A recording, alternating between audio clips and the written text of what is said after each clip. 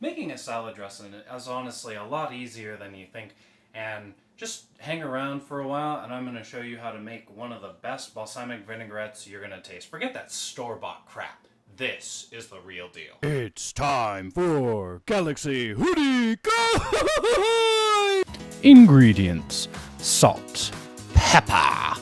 You'll need a spatula to scrape your bowl down with, a food processor or some kind of mixing utensil, a 1-to-1 measurement of olive oil to deli mustard. Don't use yellow mustard, it's not going to work very well. Let's combine the ingredients. Go ahead and put your olive oil into the place you're going to mix it, in my case the food processor, and then you're going to emulsify it with the mustard.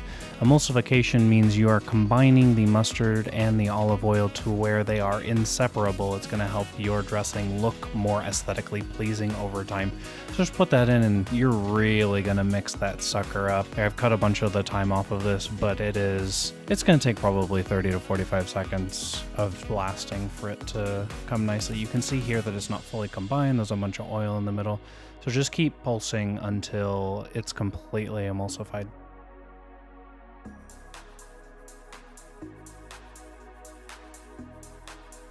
Go ahead and remove your lid and make sure that it's the consistency that you like it. And go ahead and dump in your balsamic vinegar. You're going to put in about the same amount that you did with the mustard and the olive oil.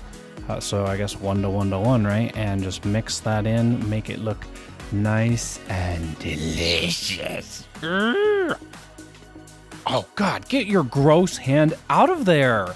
You were raised better than this.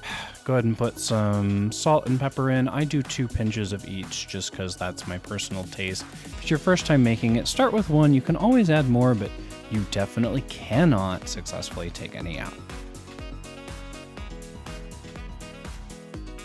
Now just mix all of this together until you have some delightful looking consistency like that. Is that...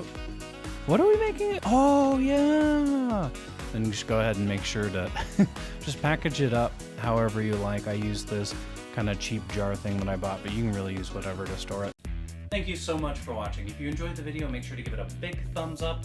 Click here to subscribe if you haven't already, and make sure to leave me a comment below. I'd love to read the comments and I'll actually respond. My social media is also on this page. If you haven't followed me, make sure to do that.